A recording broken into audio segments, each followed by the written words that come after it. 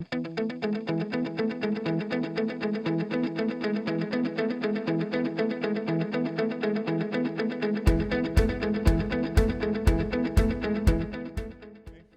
Ken Tate. I'm the Director of Engagement and External Relations for the Department of Computer Science. It's my honor to welcome everyone. Tammy's saying talk louder, right? It's my honor to welcome everybody here tonight. This is our second year in the LabCorp Leadership and Technology Speakers Series, but this series has actually been going on now for 15 years, right? We've had almost 100 different speakers, and we created this program 15 years ago to provide our students in computer science first, but also students from the larger, broader NC State community, exposure to this unique world of leadership in technology, and it is quite different. We've been blessed to have so many incredible speakers over the years, and we're adding to that tonight. But before we get to our speaker, I want to make a couple of announcements. Now would be a great time to silence a cell phone or any devices that might be distraction to people. Also want to point out that we are streaming this live and recording it at the same time, so it will be available on our site, on our speaker series site within the next few days. So this group is really quick in turning this around. So just in terms of introducing our speaker, normally our department head would do this, but our department head, his wife, had a baby about 2 weeks ago, and he is on paternity leave. So I have the honor of introducing our speaker tonight. So we're very happy to have with us Joe Abernathy. Joe is the CIO of Blue Cross Blue Shield of North Carolina. So Joe has been in the technology leadership business now for over 30 years. She has leadership experience at various technology areas, including application development, integration, data and analytics, infrastructure management, data center operations, and digital transformation. And for those of you who might be looking for, thinking about a job, you might actually want to give Joe's organization a look, right?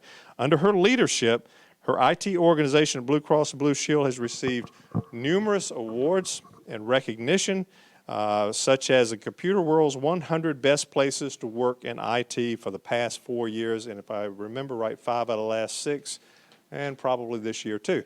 So, got to be a great place to work. She's been featured in CIO Magazine, is a frequent speaker at technology conferences and events all over, and in 2020, Joe was named CIO of the Year by the North Carolina Technology Association. Ladies and gentlemen, our guest speaker for tonight, Joe Abernathy. Joe? Thank you, Ken. Thank you. Can you all hear me okay? Great. Well, thank you so much for coming out tonight. I'm honored to be with y'all and see if I can impart a little wisdom to all your young faces. How many of you are native North Carolinians? Oh, maybe not even half. Interesting. And how many are grad students? Oh, okay, that explains it. Okay, great. Well, good to be with y'all tonight. What I wanted to talk about this evening is technology leadership in the corporate world, which has really become quite challenging for a number of reasons. But in this digital age that we're in, where technology is very instant, very ubiquitous, consumer expectations are very high, the IT organization has to wear lots and lots of hats. So we're expected to deploy systems that we maintain, secure, scale, improve, lots and lots of projects. We're expected to integrate with many, many third parties and to do that very rapidly.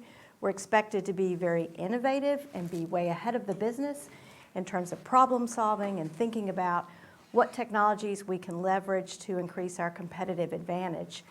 At the same time, the pandemic has taught us that we live in very uncertain times. None of us could have predicted that, and being that we're in the healthcare industry, our business was impacted very directly.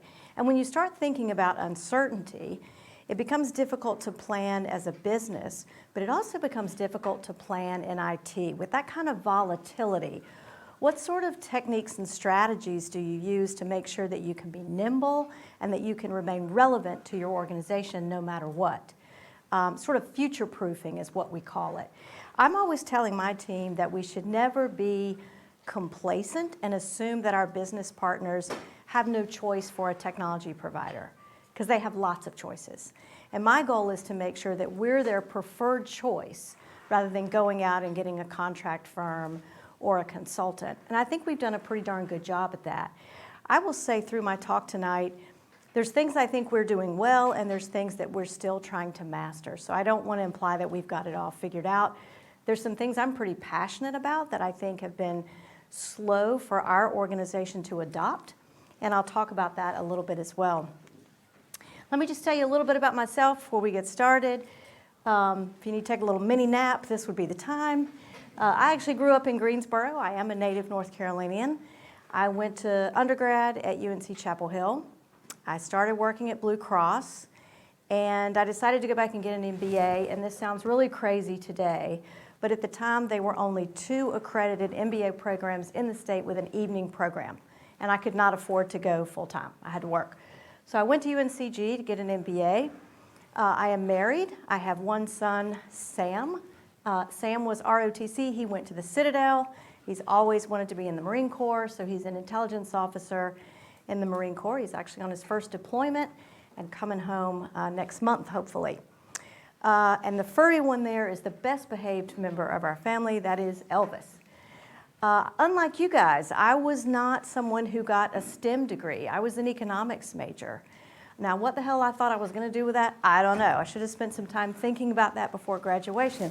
I actually had a bit of a hard time finding a job. The employment rate was pretty high, and I got a job working at Blue Cross, and I really thought it's just going to be temporary. I'll be there a couple of years until I can figure out what I really want to do. And next month will be my 36th anniversary with the company, which is something I never planned. And by the way, I would not recommend that for you all either. That's another topic. Not that anything against Blue Cross, it's just there are ramifications of staying somewhere for a very long time.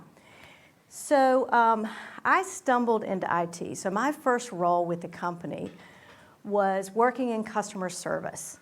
And I was responsible for developing staffing models for all of our different call centers. So like we had one for federal employees, we had one for commercial, we had one for Medicare. And I would need to figure out, like on the 3rd Thursday of November, how many people would we need in this call center to maintain an average speed of answer of 20 seconds or whatever.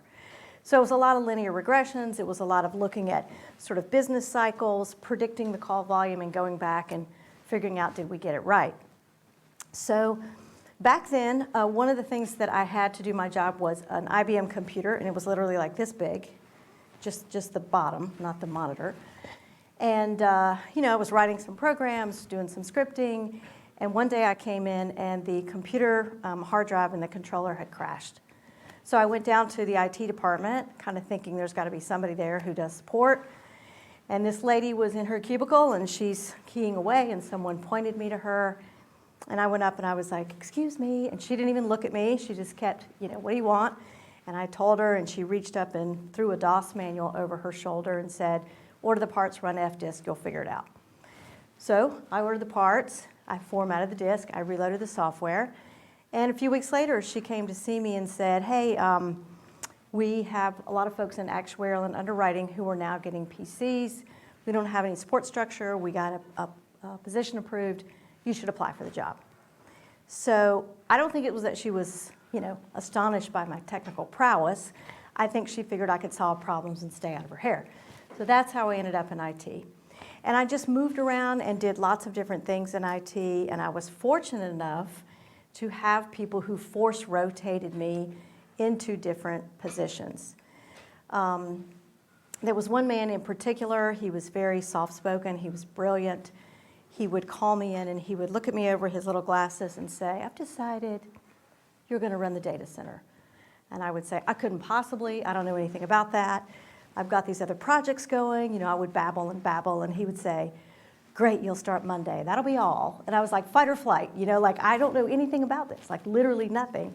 And there are days that I would go home after work thinking, I just think he's made a terrible decision, and I don't think I can do the job. But when you get shoved in the deep end of the pool a few times, it's actually a great way to get really comfortable with jumping in deep water and just figuring out how to learn. So I'm very grateful for that. I think it was actually the greatest career gift I received.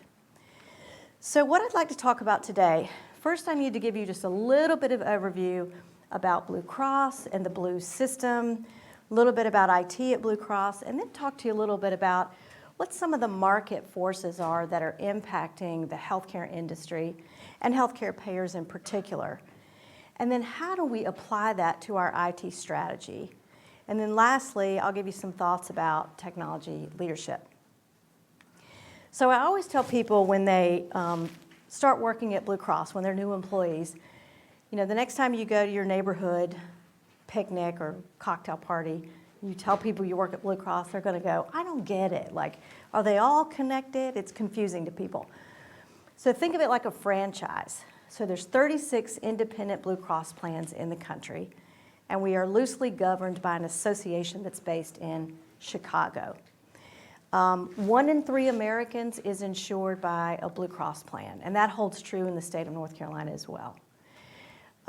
There are a lot of mandates that we have to comply with in order to be a Blue Cross Blue Shield plan.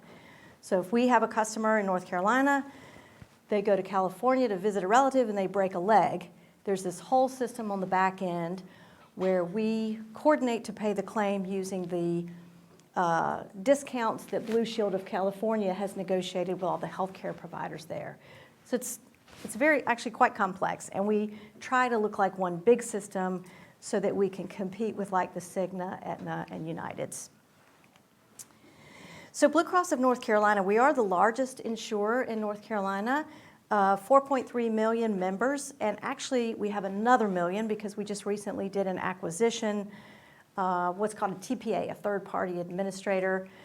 Those are more national clients, they're not necessarily in North Carolina, but that did bump up our membership by 1 million.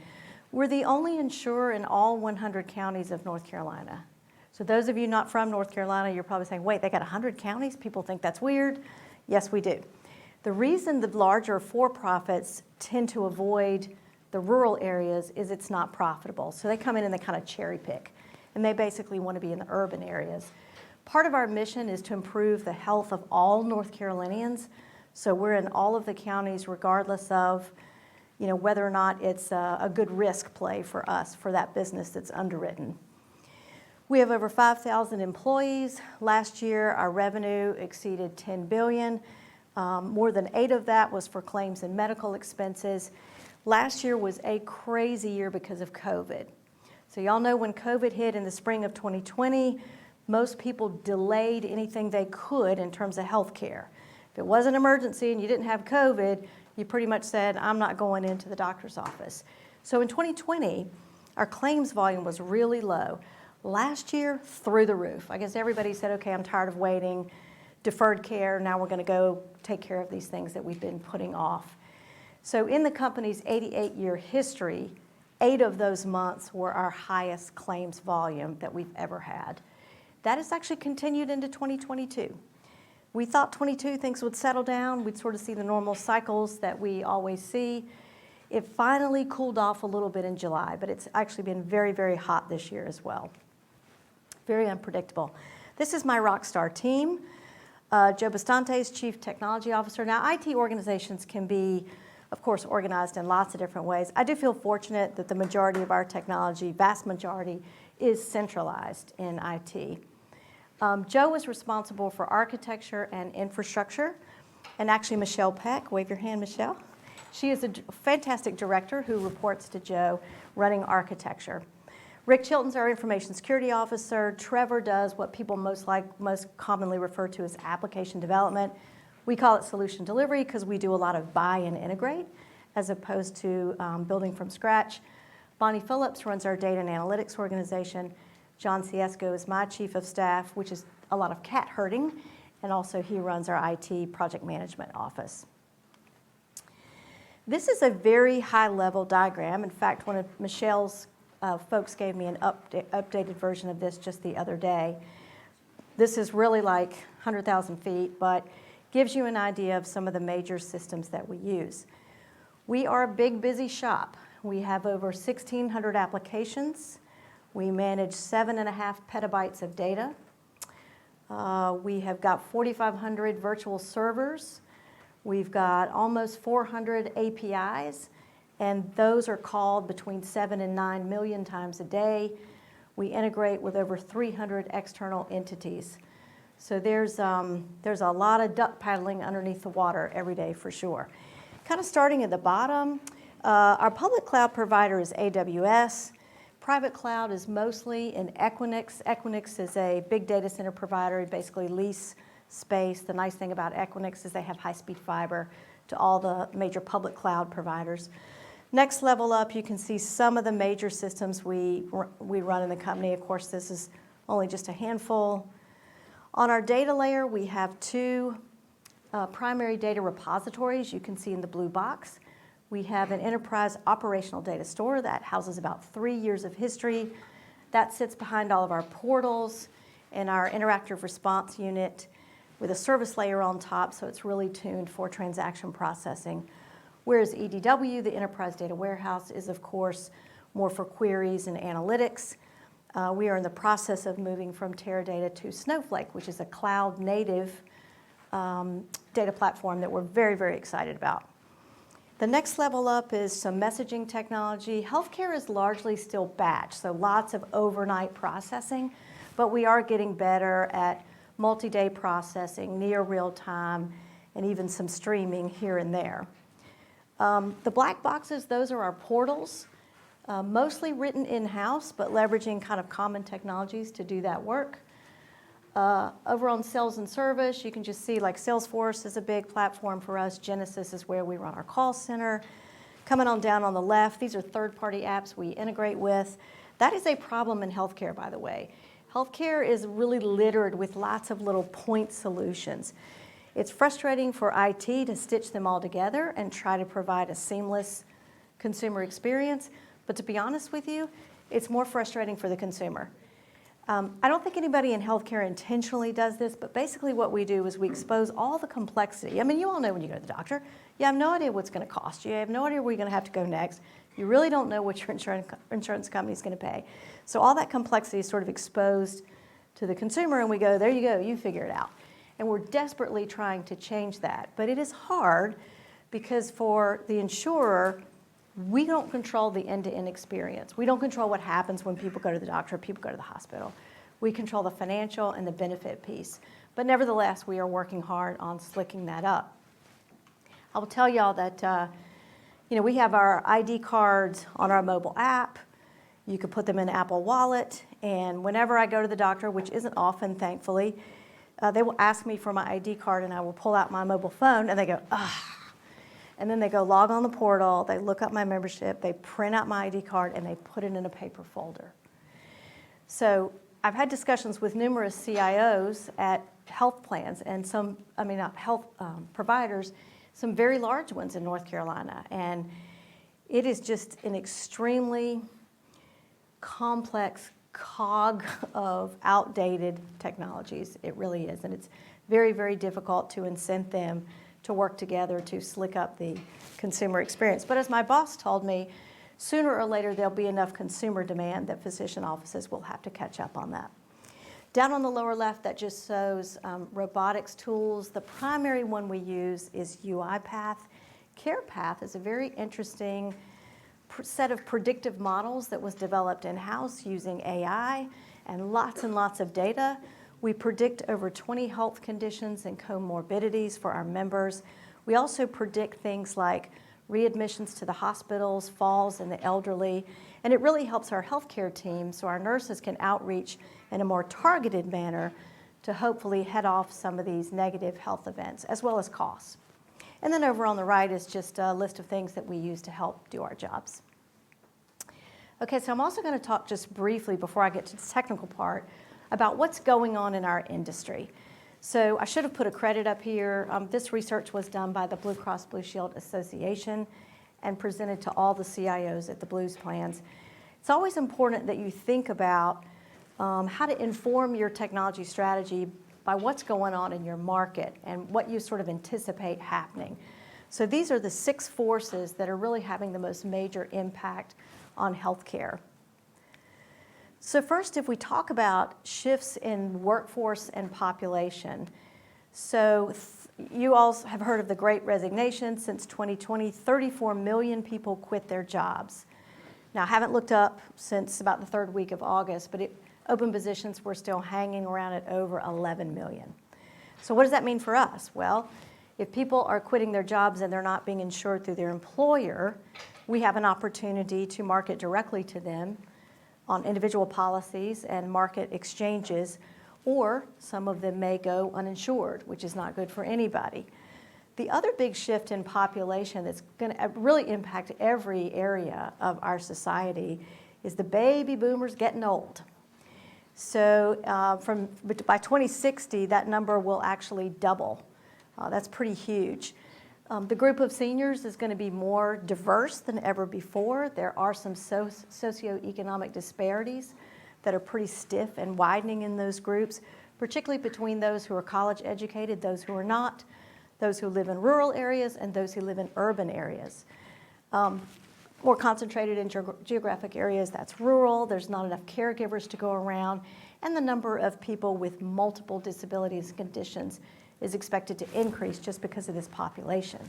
Now, the Blue Cross Association did a survey for as many Medicare recipients as they could find in the Blue system, and 94% of them said, I want post-acute care at home.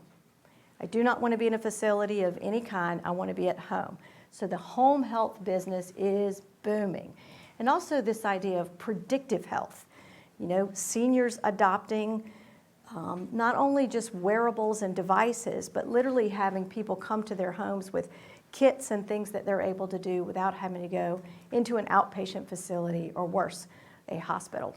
So again, for us, what does that mean in terms of what we carry, what we cover, in terms of services and products? Probably going to be dramatically influenced by this group of people. The other thing that's really interesting, I'm sure you all probably know that in recent years, most companies have been asked, what are you doing around your DEI initiatives, diversity, equity, inclusiveness? We want to hear about that. That's important.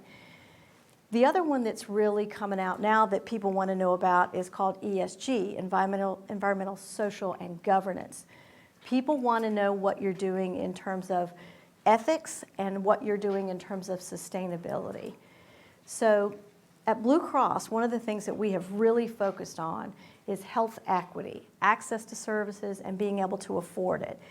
The four things that we have really focused on are access to food, access to housing, access to social networks versus isolation, loneliness, and the last one is access to transportation. So Gartner did a study and found that those four things right there actually make up 60% of your health outcomes. If you don't have transportation, you live in a rural area, you can't take the bus, you can't get to the doctor. If you don't have a place to live, it's pretty unlikely you're going to show up at the pharmacy and be able to pay for your meds. So if we're not addressing, as Blue Cross, 60% of something that's going to influence our members' outcomes, we're missing the boat. So it would be hard to achieve our mission to improve the health care of North Carolinians. And quite frankly, costs would just continue to go up because people tend to wait until they have a dire situation. They show up in the emergency room, which is a very expensive way to receive care. So we have a foundation, and we do a lot of work in IT with regard to analytics to look at data and help predict where people can most benefit from some of these programs that we run, and then subsequently see what's the correlation between their health care before and after. This is an area that's fairly new for us, but it's a big deal. Now that one over on the right, that is not a Tar Heel. That is actually a symbol for reducing the carbon footprint. This is interesting. This is something that, I'll tell you, I never thought about it. So when I think about the carbon footprint, I think about transportation and airplanes and manufacturing. Cow burps, it's a thing, look it up. But I never thought about data centers. And depending on what number you look at, anywhere between 2% and 5% of the world's electricity is consumed by data centers. That's pretty huge. Data centers use a lot of cooling, whether it's electricity or water. They are not particularly clean.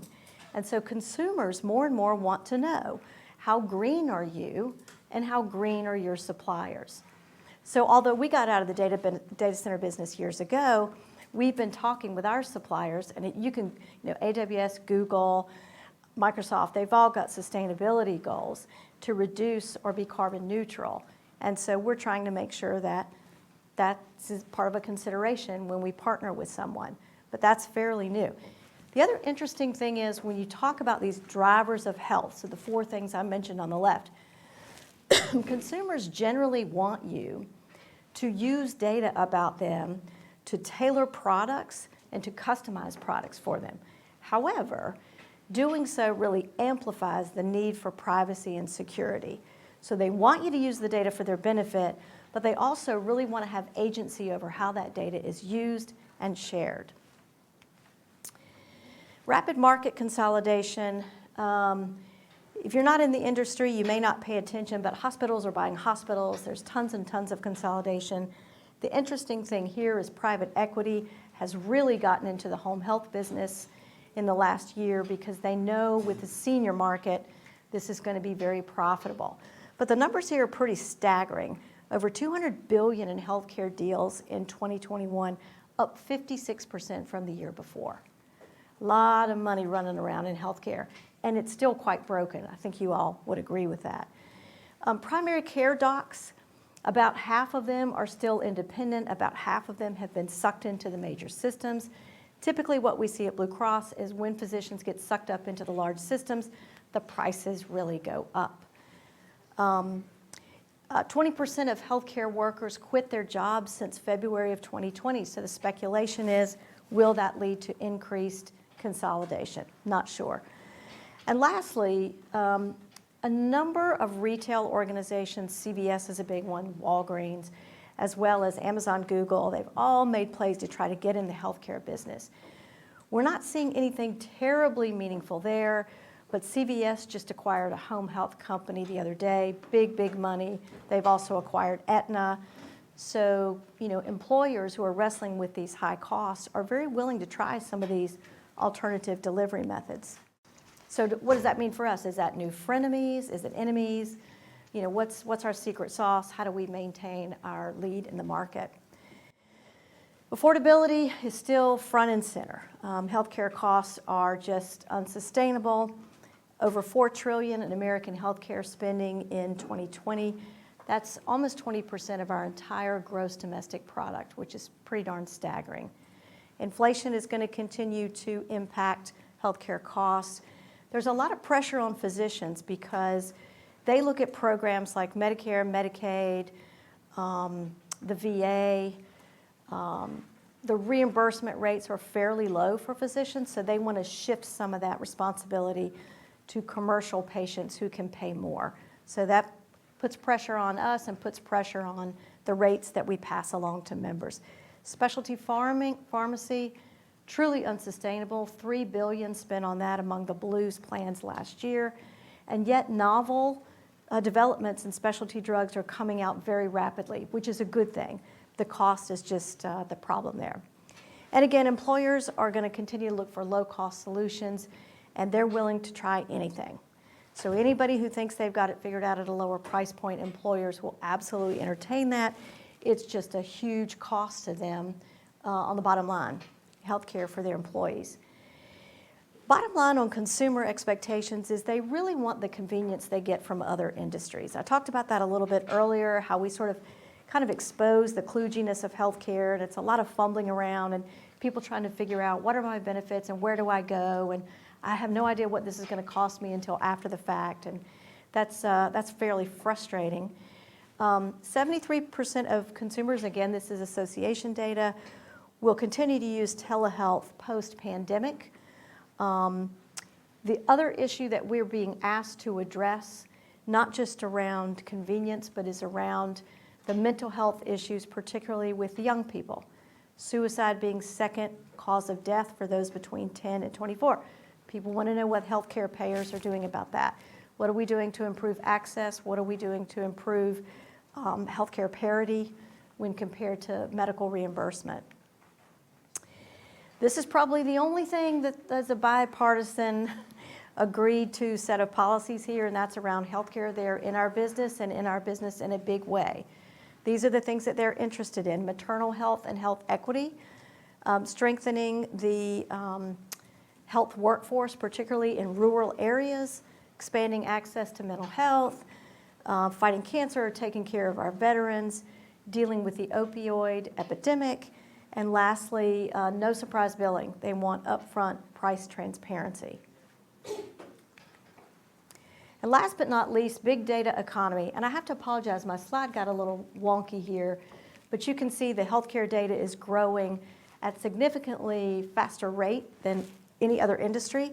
The percentage there should be 26, 25, 27 on the last three there. Again, this is really driving data privacy concerns. It's also very expensive for payers. A lot of the legislation is requiring us to share data and maintain data for very long periods of time. So I mentioned we were going to Snowflake. One of the things that's really great about Snowflake is it has a technology that allows you to share data without actually making physical copies. So that'll be important to us going forward. And just some stats here on what consumers think about privacy of healthcare data. And the interesting thing is I find most young people aren't as concerned about this as perhaps older people. But you do need to realize that for a lot of the healthcare apps and a lot of the devices that you wear, they're not considered a covered entity under HIPAA. So there's no real legislation around protecting your data. The last thing I'll say about the big data economy is AI-driven innovation is really coming on strong and is going to come on even stronger. AI is going to be critical for how we get treated in the medical field, how insurers reimburse. AI is going to be pervasive in just about every area of our lives. But medicine, I think, has a huge opportunity because, as you know, the more data you can throw at it, and now that we have the benefit of the cloud with infinite compute and CPU, compute and disk, we really can do great things with AI that for years we're pretty restrained in doing because it was very expensive. Okay, so these are the market forces that we know about, right? So we don't know everything that's going to happen for each of these, but we could sort of plan for them in some ways and incorporate that into our strategy. Then there's the unknown, the things that we just absolutely don't know about. Then there's the technologies we know about that are coming, and we try to match them up. What can we leverage technology-wise to solve a business problem or to help deal with some of these market forces that are coming and still achieve the mission of our organization? So not to be pithy about it, but when our senior leaders got together, we tried to boil it down for everybody in IT to say, what do we really need to focus on in this volatile environment, lots of uncertainty? And it's really these four things. We have this as part of our strategy and our annual operating plan with very specific deliverables under each one. We need to be agile. That's first and foremost. We don't want to get backed into a corner where something unexpected happens and we're not able to respond adequately for the business. We want to be smart, we want to be efficient, and we want to be resilient. Agility, again, I think is the number one goal for us. I used to really harp on this 3, 4, 5 years ago. What I would hear from business partners is, you guys are awesome, you do a fantastic job. When we screw something up, you jump in the trench and you get us out of there. You're just amazing. We just wish you were faster.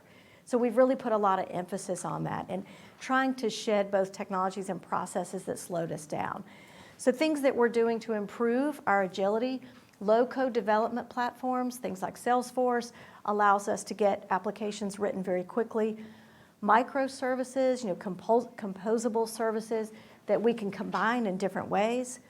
Blue-green releases, so we can have 2 versions of the website running with a little bit of volume here, lots of volume here, and gradually switch it over, kind of see how things are going. Integration and API management, that is key. This is an area where we used to struggle. I think we've gotten much better at that. As I mentioned, we have almost 400 APIs that we manage with millions and millions of calls every day. And then leveraging pre-built services in the cloud. This is one where, and poor Michelle was actually leading our cloud migration effort, and I'll tell you, some people in IT were just kicking and screaming, didn't want to go, especially in the infrastructure group. I can't tell you how many people would try to get on my calendar and tell me that, we're running OpenShift and we're virtualizing servers and we can do it for 2 cents cheaper than AWS. That's not the point of cloud. In fact, cloud can actually be more expensive if you're not really good at cloud economics and managing the heck out of that. We've learned that the hard way. But we also went out and spent time with NetApp, SAS, some of the other local companies who were ahead of us in their cloud migration and learned from their mistakes. The big value in cloud is being able to take pre-built capabilities and start using them. Why do you want to take 9 months to develop something that you could just pull off the shelf and run?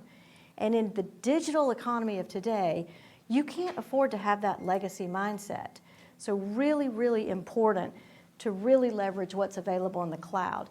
We've had mixed results at this. We are cloud first for new applications, or cloud preferred. But some of our legacy apps, we've determined they're going to be retired anyway. It's not worth refactoring. And then there's all the stuff in the middle that you have to figure out to what extent you want to refactor. What do you want that to look like, and what are you trying to get out of moving to the cloud? The other huge advantage to the cloud is you get automated DR. So, you can work with the cloud provider to say, I want to fall over to the West region. Here's all the things that I want to be included in that. There's a certain amount of resiliency you get anyway, but then you can set up your DR. So it makes it so much easier than having to duplicate your environment like we used to do in very conventional ways. The other thing about agility I think that is worth noting is in spite of, and perhaps because of, the inherent complexity in our business, we have to strive for simplicity. There are people in the business and IT who really enjoy making things way too complicated. I shouldn't say they enjoy it, but it could sort of be someone's bias, as opposed to saying, let's make it slick, let's make it quick. We've seen business processes that we've codified, that we've had to dig through later to modify, and it's like, oh my God, it's like an archaeological dig and a nightmare. And then we've seen cases where we had really smart designs where something new came up and we were able to sort of modularize, use a piece and part, solve the problem, and move on. So architecture, how you think about developing an application end to end is super important. I was telling my team that I recently read this interesting article from McKinsey. If you don't know who McKinsey is, they're a big consulting firm. And they said, they wrote this article about speed to market and said, good tech really comes down to this: having a business person who can give you very clear requirements and having a really good developer and nothing else. Everybody else just gets out of the way. Now that's a little overstated because you still need security and infrastructure and data. But the concept is, if you can really slick up and optimize that developer experience, it's logical to think that that agility could extend to the rest of your functions in your department. Smart. When we talk about smart, there's really 3 components to that: data, digital, and cybersecurity. So data, of course, is the lifeblood of our company. I mentioned we have about 7.5 petabytes and growing. I am very proud of our teams because over the last 18 months or so, we really put our heads down and focused on better data, not more data. We vastly improved our data quality and data stewardship programs, and we finally got a master data management solution that really works. Are y'all familiar with the master data management? It's like belly button. I want to know that, Joe Abernathy is Georgina Abernathy. She used to be married, now she's not. She was a member 5 years ago, she's come back. So we have a longitudinal view of that person. It's really hard to do, folks, but we got that nailed as well. So I feel like we had to slow down a little bit to get our data in order. It's like Bonnie, who runs that area, said, if they don't trust the data, the business is certainly not going to use it for decision making. And then why are we managing 7.5 petabytes of data? That doesn't make any sense. So a lot of great work done there. I think we need to work on our data orchestration and our analytics. I would say we're a little behind there. We've got some stellar work that we've done, like in the care path models I was telling you about. But just in some of the basic blocking and tackling, we have too many islands. We're trying to pull that together into more of an enterprise self-service capability. That's a big project for us this year. Digital, I think everybody has a digital transformation program. Ours, I would say, I have to admit, it's not really cool and sexy. We are racing to catch up. So a lot of the things that we're doing is back to the notion that consumers want the same convenience they get from other industries, and so a lot of what we're working on is table stakes. So that remains front and center, and we're making good progress there. Cybersecurity, I'm really proud of the cybersecurity program we have at Blue Cross. They do amazing work, and Rick, our Chief Information Security Officer, he is called to serve on national committees about cybersecurity and influence policy. He does a great job. Where I want to go with cybersecurity is I want to make it everybody's job as opposed to just this one area over here. And what I mean by that is, and we're doing some of this, it's just not as far along as I'd like it to be, embedding tools that will help guide and influence along that cycle of development. Rather than we develop, we throw it over to the testing team, and it fails because it doesn't meet the cybersecurity standards. So if we're not embedding that all along the process, that doesn't allow us to be agile. So being smart with cybersecurity is hugely important, especially because we're in the cloud and especially because we connect to over 300 partners. So we have to take that responsibility of data stewardship and privacy very seriously. So I think when we talk about efficient, it really comes down to back office automation and leveraging the cloud. There is some overlap between the two. You know, I think while the cloud can be a great source of transformational value for a company, for us in the immediate future, I think it's a source of IT automation and taking some of the things that we do in the back office and shedding them. You know, I've told our team, our technologies keep growing and growing and growing, certainly as our membership grows, but we can't just keep adding headcount commensurate with that growth. We can't afford it. We've got to figure out how we do more with the same or fewer headcount, and that really speaks to automation. So, you know, things like, again, some pushback about going to the cloud. Think about a DBA. Let's get the DBA out of database maintenance. Let's have that person focused on query performance and data models. That's where the real value is. But sometimes people define their whole job around that maintenance. And so when you say, hey, we're going to use the databases in the cloud that no longer require that, it can sometimes be threatening, you know, to people who've built a career around that. And I'll speak about that in a little bit. Resiliency. So, you know, if you can't keep the systems up and you can't keep the system secure, your business is not going to trust you to develop new capabilities. So this is table stakes, and it is hard, people. It is really hard. And nobody in the business cares how hard it is, and really nor should they. But for instance, on the weekends, we're doing a major data center relocation at Equinix. We are literally, you know, picking things up and moving them down the street, and on Monday morning, nobody knows. Everything looks great, and it's really, really hard to do.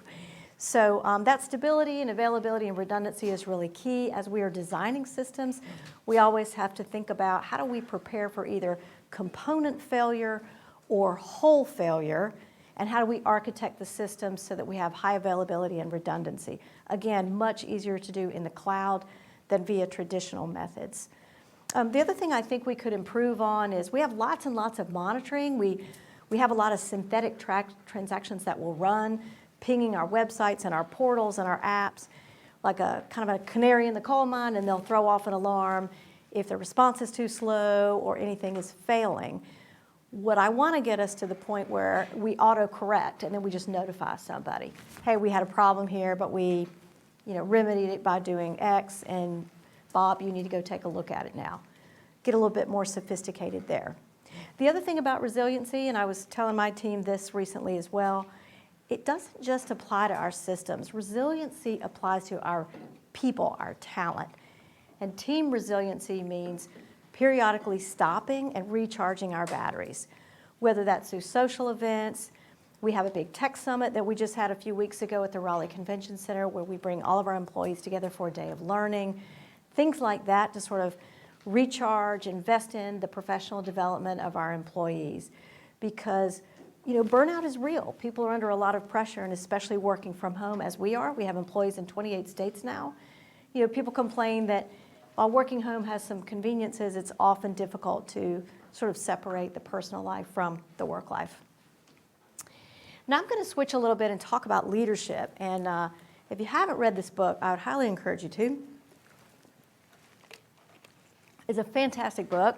I love it. I'm like the evangelist in my company, talking to my senior leaders about this, who were not as enthusiastic about it as I. But if you look at the subtitle of this book, how people are the real key to digital transformation.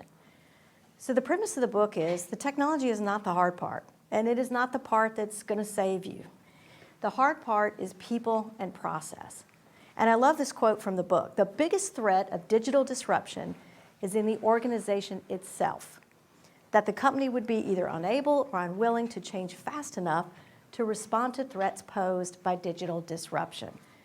So in today's world, as I talked about when I first opened the talk tonight, there's intense pressure to move very, very quickly. You've got a business opportunity, you've got a limited window, can you do it IT? Can you get us there? Can you deliver? Can you connect? Can you integrate? Can you manage? Not being able to do that quickly in the digital age means you're not going to be able to compete. And fundamentally, most of the problems in organizations is because their communications and their decision-making structures don't move fast enough compared to what the company needs to remain competitive. And I will tell y'all that is certainly true at Blue Cross. We are a very conservative company. We manage risk for a living. We admire a problem, and we admire a problem, and we admire a problem. Meanwhile, the clock is ticking.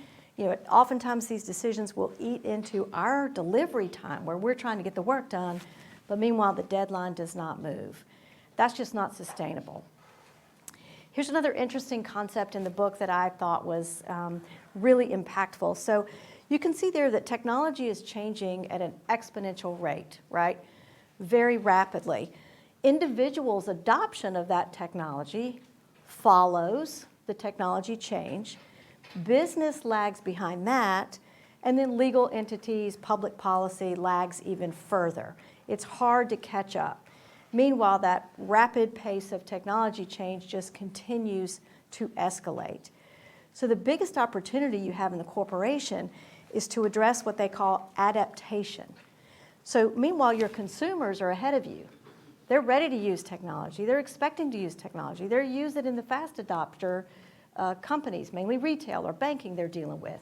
If you're lagging, you're not going to be able to keep up with competition. Consumers are very impatient these days. They'll just go somewhere else.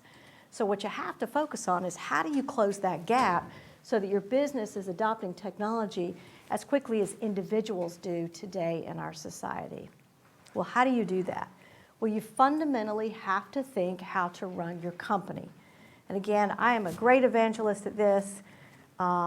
We've made some progress, but it's difficult. These are breaking a lot of habits that have been in place for a long, long time in organizations. So let's talk about what you do. Oh, one other thing. So I love this quote too. It's hard to push through digital transformation with managerial directive. What you should do instead is cultivate an environment where people are willing to do it on their own. So, you'd be sort of not well served if you want to just pound your fist and say, you guys be really quick and get on that digital transformation stuff. That's really not going to work. Again, you've got to fundamentally change how you run your business. So how do we do that? Provide a vision and a purpose. This is really important. It's hard for all companies, and what's embedded in that is, here's where we are. This is the desired state of where we're going to be. How do we get there? And if you really want people's hearts in it, you have to tell them very specifically what is their role in that. So the picture, the plan, the purpose, and their part, the 4 Ps. There's a famous story, it's in a Harvard Business Review article about Steve Jobs. And he said prioritization is not about saying yes, it's about saying no. And he took his team off site and they had this big retreat and they worked very hard to come up with the top 10 things they were going to work on.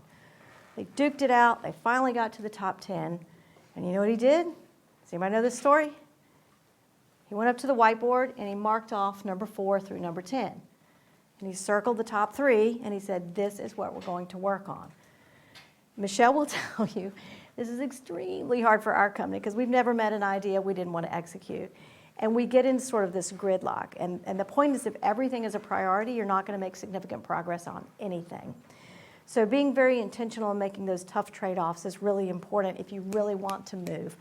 Flatten hierarchies and collaborate across silos. This one, I think, is even more challenging now that we're working from home. You're not going to bump into the new person who just joined the marketing team in the cafeteria.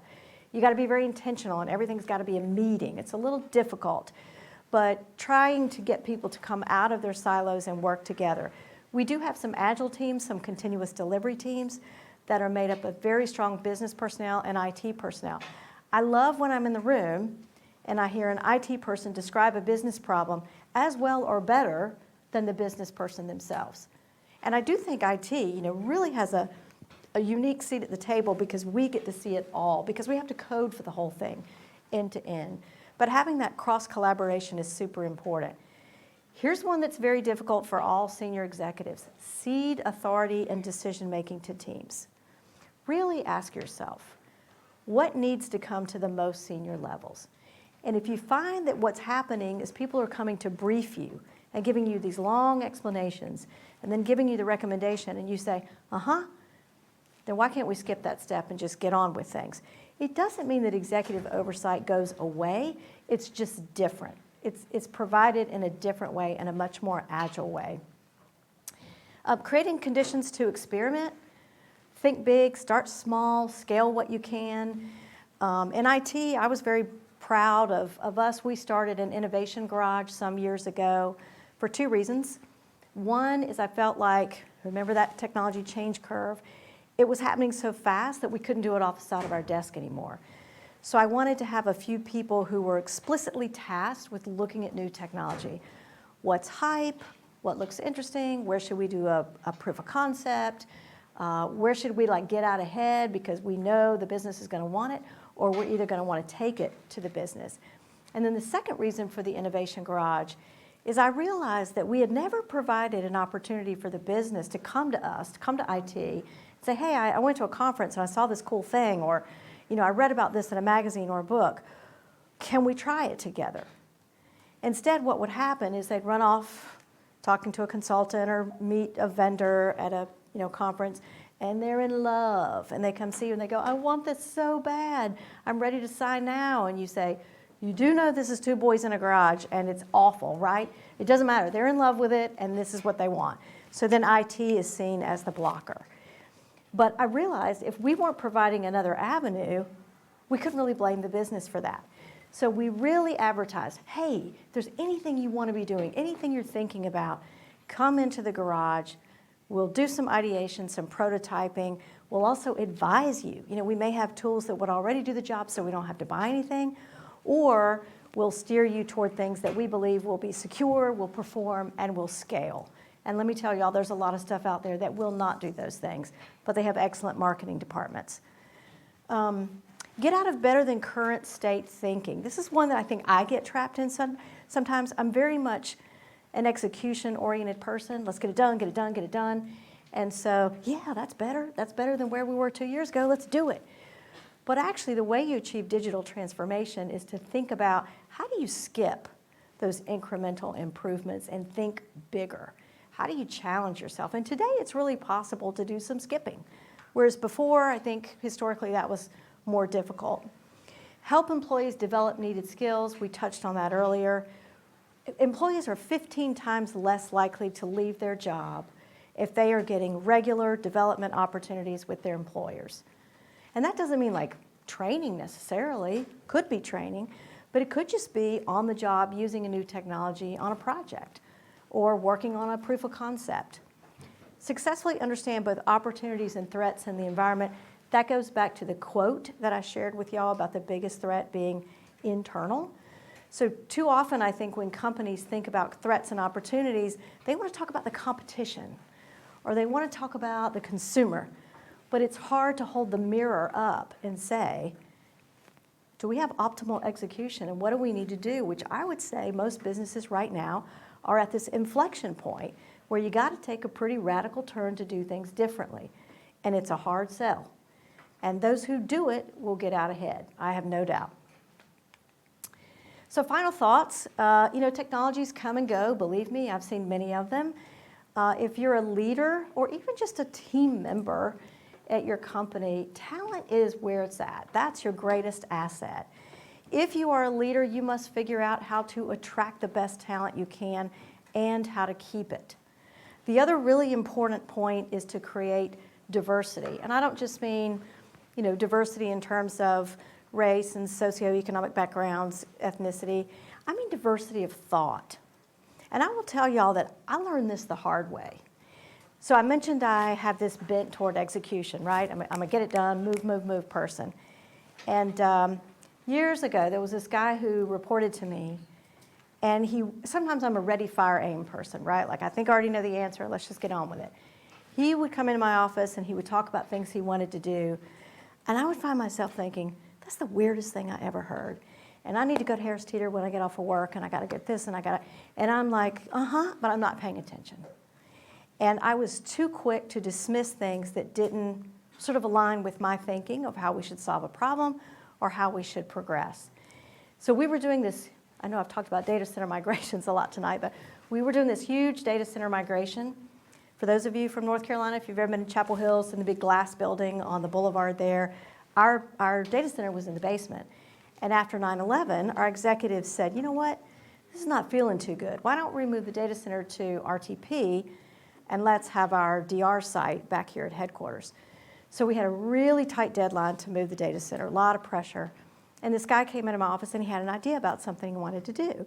And I remember thinking, I don't really think that's necessary, but no harm, no foul. Sure, go ahead, do it. It turned out to be the most fabulous idea, and it saved our asses from a huge problem. And it was a huge wake-up call for me, huge. I mean, really, it was one of these like aha moments in my career where I decided I was never going to dismiss others' ideas again, and I was going to slow down. Now, I'm not saying I'm not thoughtful about problem solving, but I tended to just dismiss things that don't align with what I'm thinking. And we all do that. It's just a bias. And if you've ever been on a team, like maybe some of you have work groups as part of your curriculum, and man, everybody on the team thinks the same way, you can knock stuff out, it feels really good. It feels easy.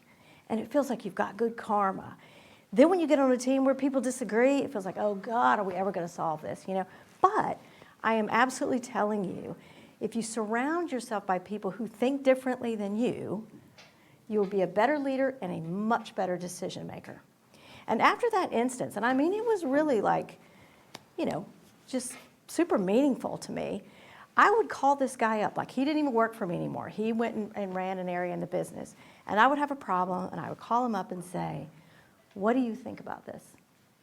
Now I might not do what he would suggest, but I knew he was going to give me some thoughts that I wouldn't come up with. And it really helped me as a leader. So I belabored that a bit, but I will say it was a hard lesson for me, and I think that in the noise and the busyness that we have in our days, take time to solicit everybody's opinion, especially the quiet ones, you know, who aren't going to necessarily come to you and make suggestions. Have an overabundance of resilience. I will tell you that, you know, you all look so young, but there's lots of disappointments in a career. There's lots of stumbles and lots of frustrations and things that don't go your way and out screw-ups and failures. And you got to get in the habit of dishing the head trash about it, standing back up, dust yourself off, correct what you can, and move on. And if you develop that as a habit, as a skill, it really helps you be a much more resilient person and a good leader. And then the last thing I will say is enjoy the journey of your education and your career and your friends and family.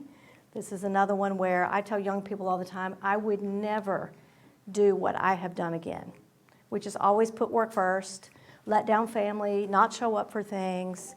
I wouldn't do it again. I absolutely wouldn't do it again. Work will always be there, and work will always suck everything you have out of you. But your friends and family won't always be there. So try to find that balance, and you'll be happier and you'll do better in your career. I'm convinced of that. So I don't know if any of that was helpful, but that's all I have for you this evening, and I'm happy to take any questions you have.